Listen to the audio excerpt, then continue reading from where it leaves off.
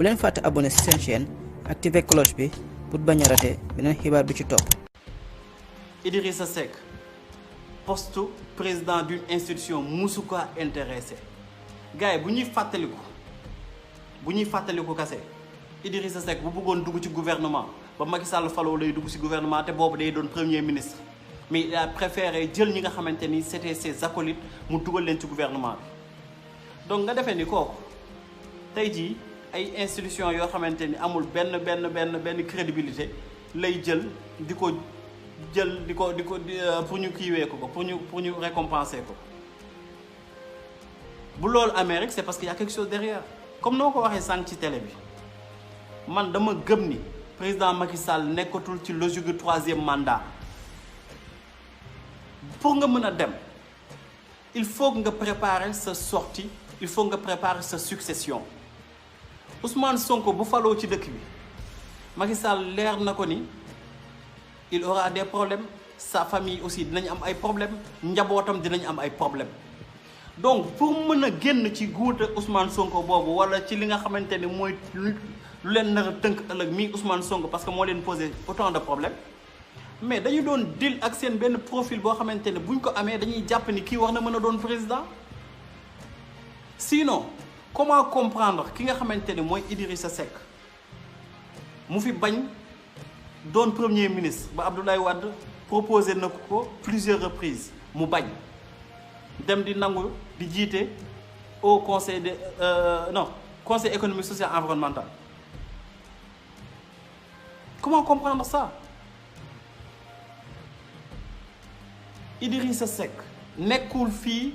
lu dul di waajal les présidentielles la preuve Macky Sall lan la def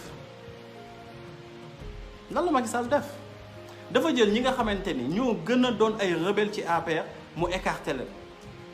pour waajalal yoon bi Idrissa Seck jël ñaari ministère dénk ko mais ku la jox ministère sëñ bi jox la budget ba noppi jox la institution boo xamante ni 7 milliards la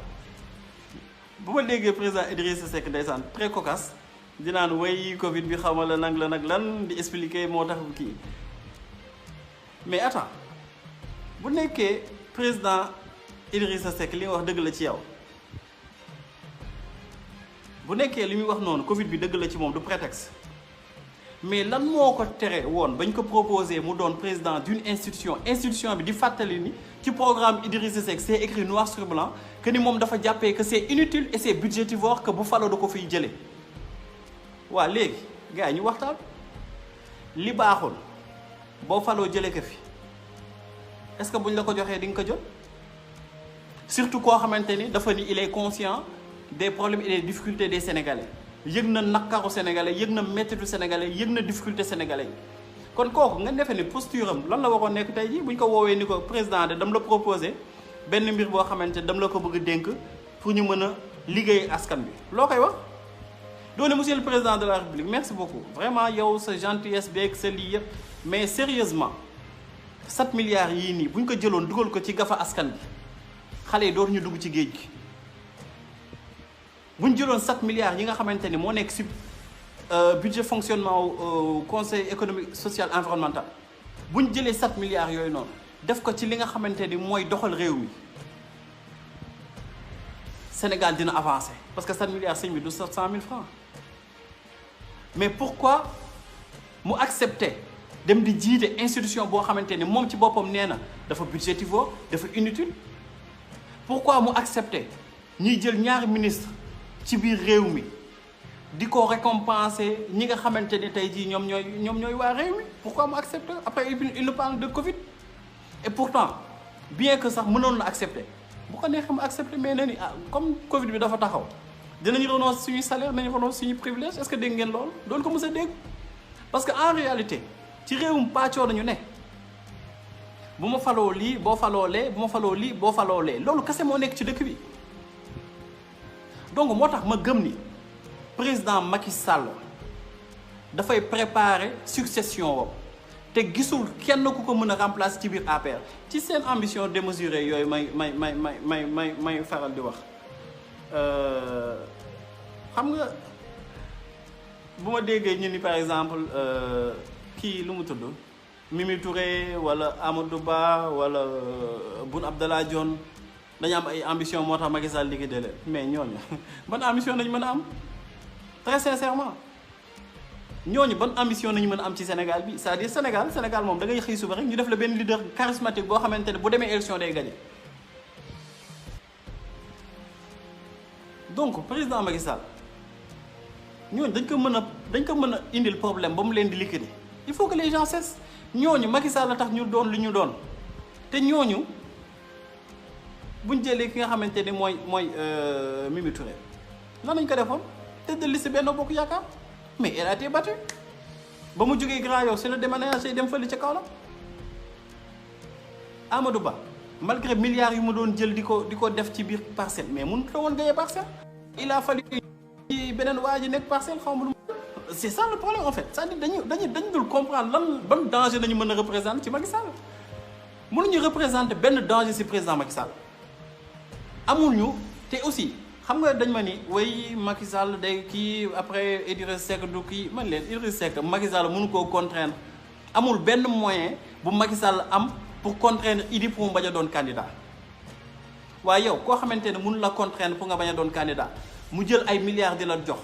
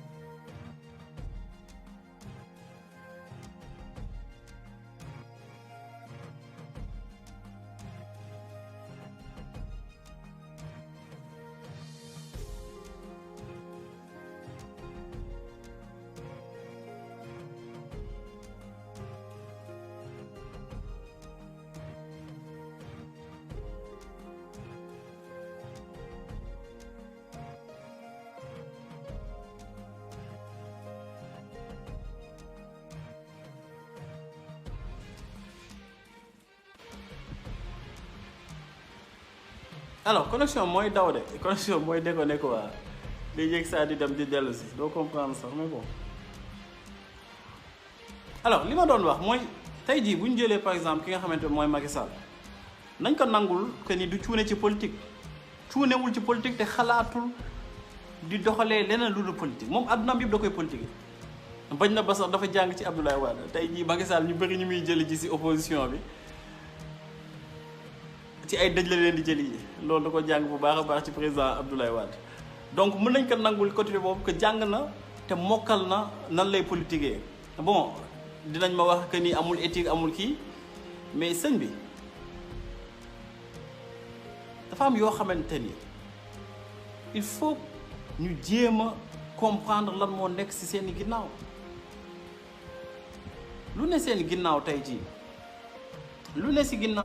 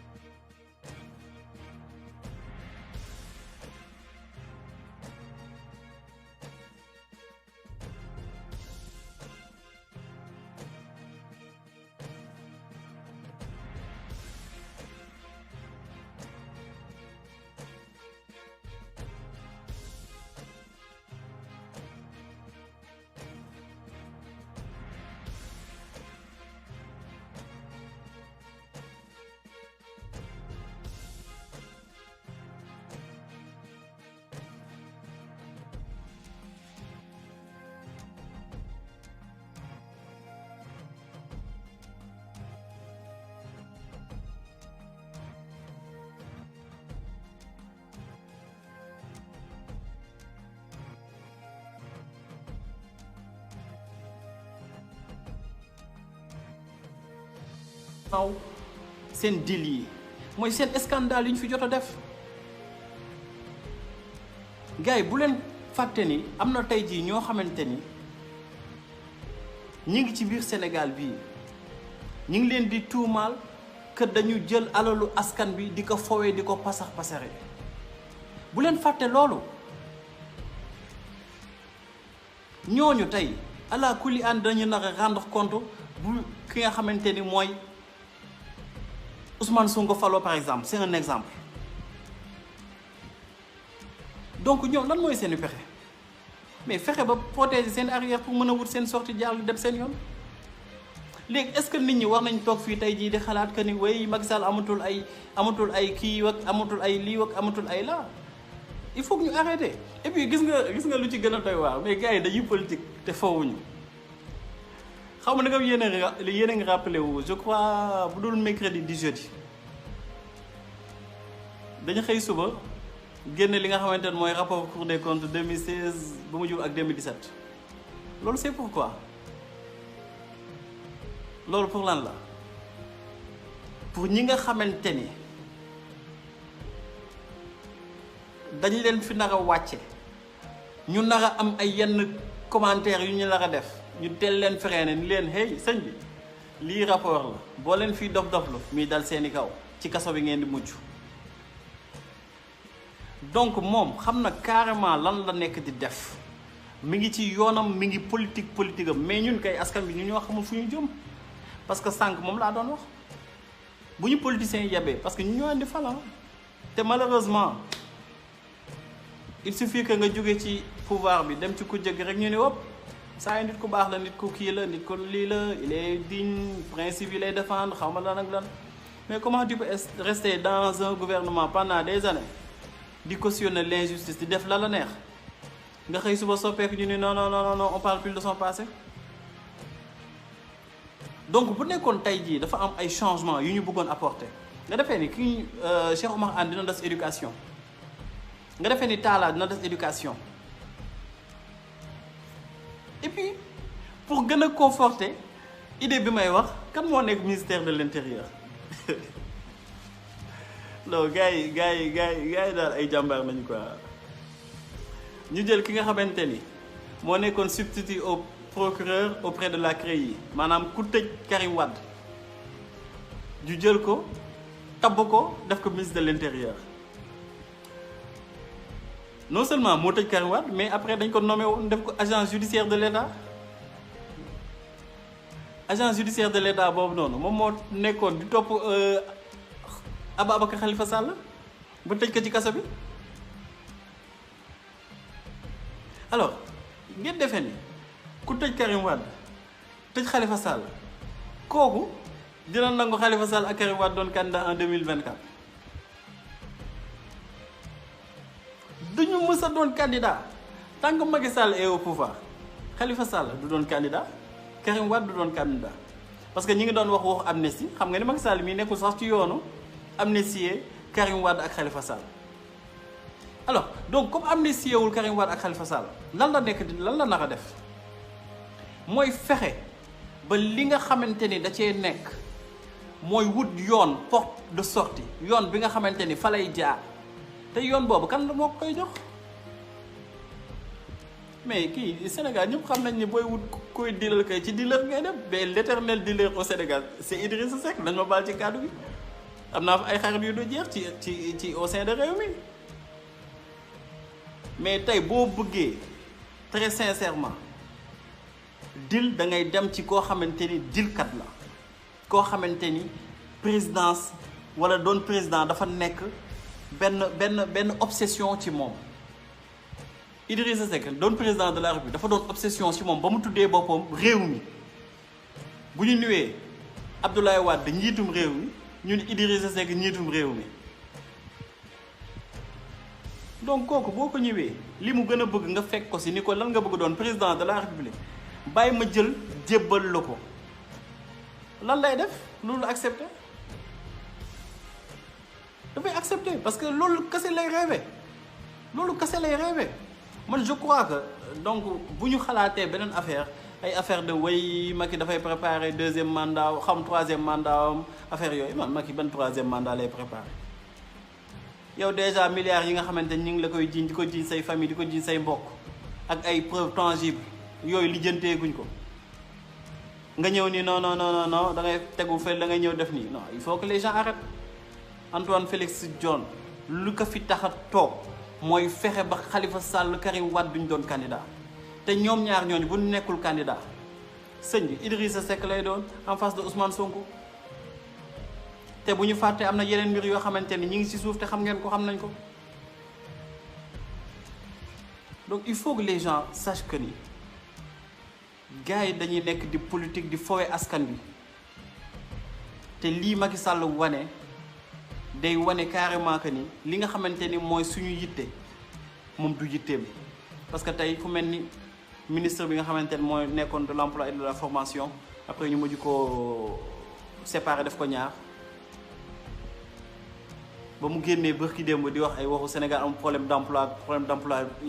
d'employabilité man yaakaaroon naa ne wax ji fa lay yem que kooku président biy def changement moom lay njëkk jële ko fi parce que am na yoo xamante ni yàpp askan bi weesuwul ñaata nit a fi nekk yore ay diplôme yi sanctionné que ni ñoom dañu def formation ba noppi dañuy liggéey moo leen tere soppi condition yu ñu nekkee tey jii ñooñu bu ñu la déggee nga naan Sénégal problème d'employabilité nañu am da nga leen di saaga en fait donc am na yoo xamante ni il faut que ñu gën ci yeewu ñu gën a moytu aussi ñu ñuy jaxase suñu biir parce que en fait politique yi loolu la ñuy réussir loolu la ñuy réussir chaque fois dañuy ñëw ni way kii def na lii kii defal lii ba gars yi commencé nekk ci yoon boo xamante ni ñi ngi jéem a yee nit ñi ñu jaaree fële ñëw ni ëpp kii léegi nii la mel kenn la mel il faut ñu arrêter te en plus revenir à ci remaniement yi gars yi xam ngeen ni par exemple Senghor de 1960 à 1980 waaw 78 ministres la utilisé Senghor de 1960 1980 78 ministres mu jox lenge yi ki nga xamante moom Abdou Diouf de 1980 ba 2000 mu utilisé 109 ministres Abdoulaye Wade ñëw moom ci en 10 ans de 2000 ba 2010 mu utilisé ci 122 ministres moom suñu paa bi alors Macky Sall la ñëw xam nga daal 10 ans la ñuy wax 122 ministres Macky Sall ci 8 ans mu utilisé plus de 100 ministres 100 ministres léegi nañ jël 100 ministres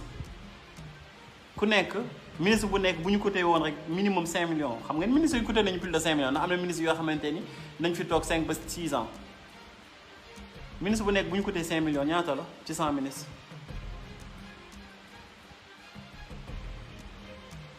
en plus beneen bi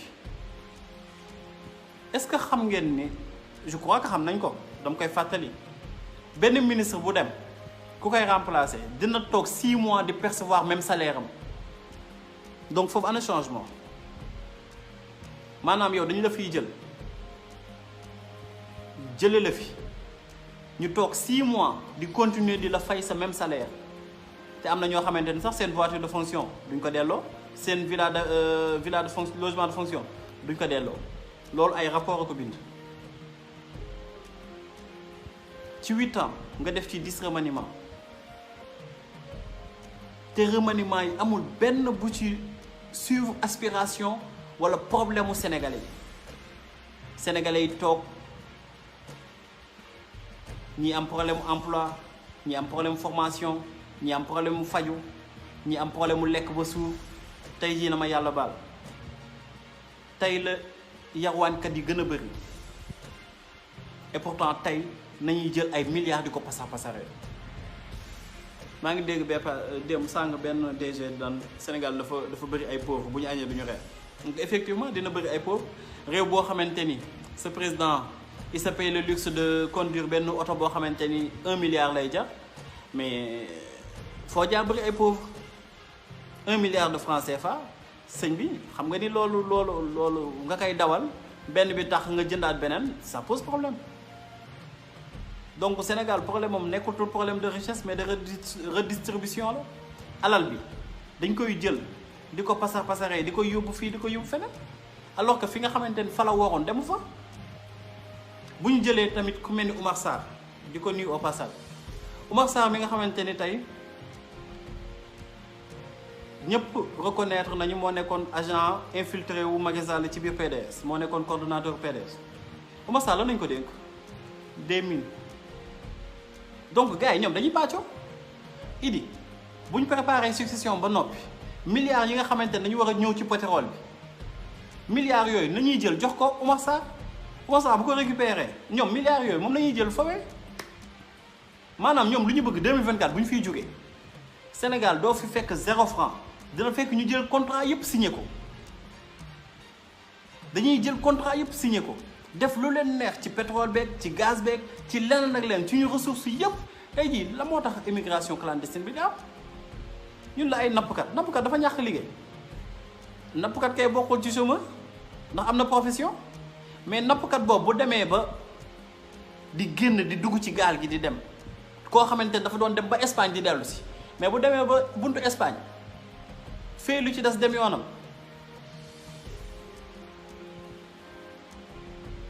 nangootul ñibbi si Sénégal parce que lan moo koy xaarati Sénégal ñan ñoo jël ay accord de pêche ak ay licence de pêche ñan ñoo jël plus de 56 licences de pêche jox ko ay étrangers